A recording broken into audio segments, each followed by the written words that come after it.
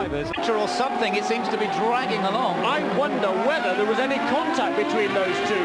As Zanardi flew down the inside, you could see him locked up on the brakes. You couldn't really see where Michael Andretti was, but it's a left front wheel, I think. Is it it's a left front on Michael Andretti's car. It appears to be flat. Yeah, certainly something down there. It seems to they're changing that left front. They're putting a fuel aboard as well. But Michael Andretti, what a disappointment for the three-time winner here. I wonder if they're going to get him back out again. Let's see. He is. It's bent. It's actually bent the suspension. It wasn't a puncture. You can see the push rod is actually bent. The wishbone's bent there as well.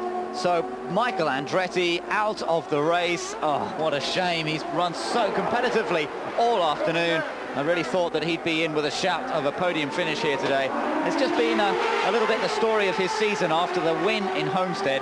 Every time he's been in a position to do well, and there's been plenty of those times, something has gone wrong. And today, the suspension problem, we couldn't see why. He must have made contact somewhere along the line.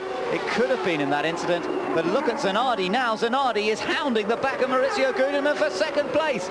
And Zanardi surely is going to have a try down the inside. This is where he's passed so many people. Oh, and he's done it again, or has he? Gugelmin could get him on the exit. They're side by side, accelerating out of the corner. Gugelmin retakes second place. Great racing from these two, allowing just enough space for the other car. And Zanardi grabbed second for a moment, but he's now back into third again.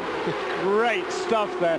So Maurizio Gugelmin knows now what Alex Zanardi can do, and it would be interesting to see whether he leaves that gap wide open next time around. I'd be surprised if he did. Maurizio Gugelmin is a veteran campaigner. He hasn't yet won a race. He desperately wants to.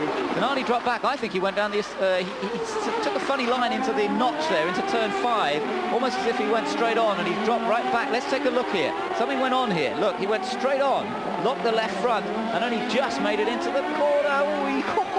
How close do you want to be?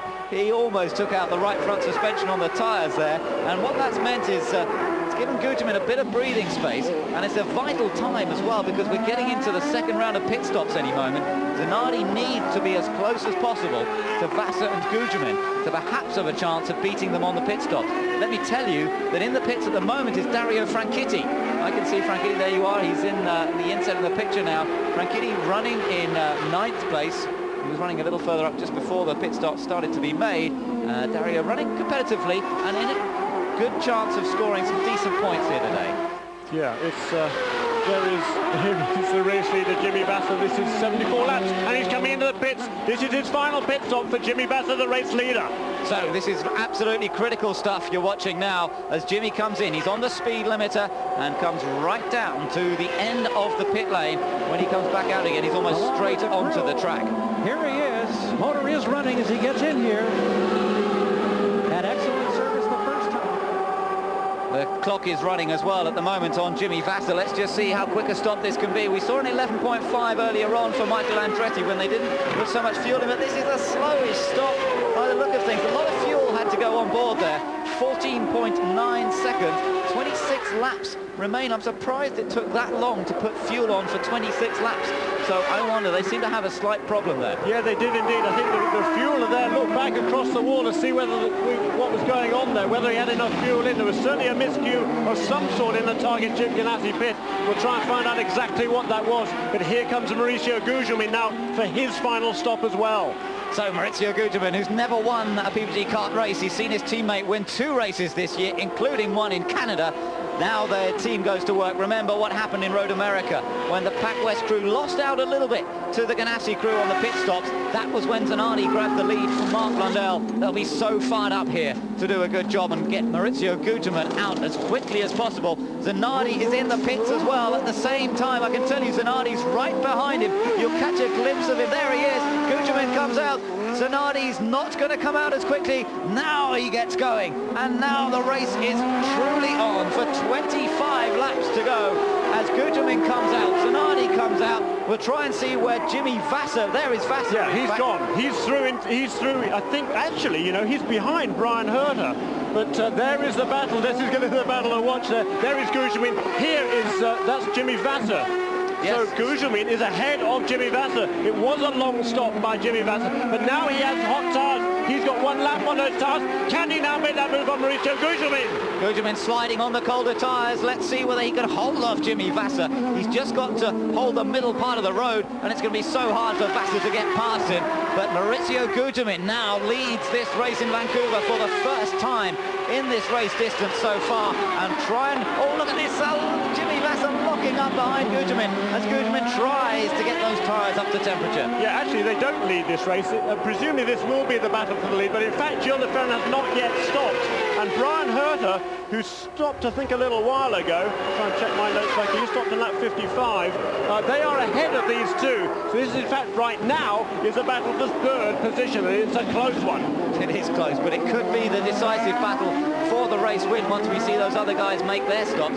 Zanardi, meanwhile, did lose out a lot in that last pit stop. And great shame. Let's hear from Michael Andretti. Wanted to be part of it. Where did you make contact and how did it happen? Going into the second chicane, I hit the inside wall. I was just driving too hard to try to keep up. My tires were going off really bad, and I was trying to keep up with the Firestones, and I just made a mistake just driving too hard. Can you believe that Zanardi went all the way back to 22nd position and then had the kind of speed he did when he caught you? Yeah, his car was hooked up. I mean, he could just put the power down, and you know, that's the difference. All right, Michael Andretti, the tires went off. Now he's on the sidelines.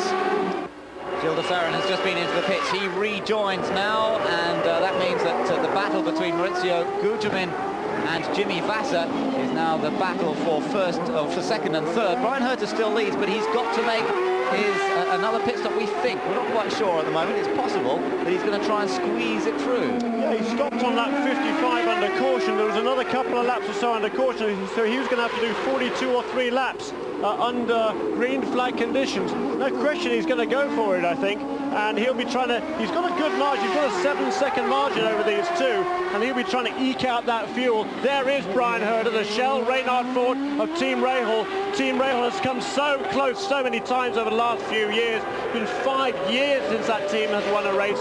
Brian Herter, of course, has not won a race. He came oh so close last year at Laguna Seca in that final event, and boy, he would love to win this race here. But there is Mauricio Gugelmin. He's pulling ahead now from Jimmy Vasser.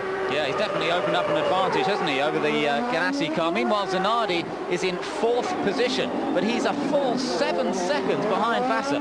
So it was a slow stop for Alex Zanardi, and the Ganassi crew, which has been so good this year, really, it all seemed to go wrong for them today in both of those stops.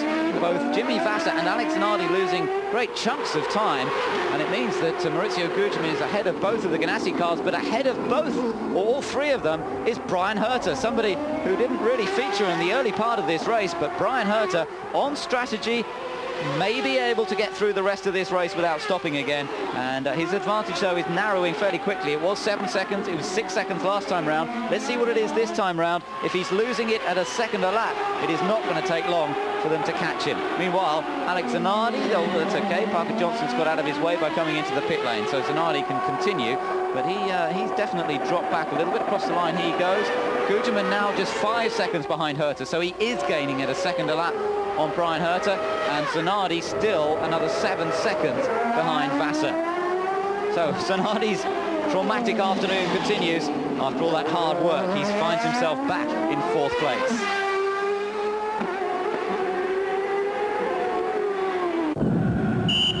Brian Herter is on lap number 82 at the moment. 18 laps to go here. Whether he can hold out on fuel, we'll have to see, but Herter leads. Gugelmin closing up at a second a lap at the moment. Then in the 3rd place, Vasser, followed by Zanardi, and Zanardi is the man who's putting in the fastest laps of the race so far. As they cross the line this time, only 2.3 seconds between Herter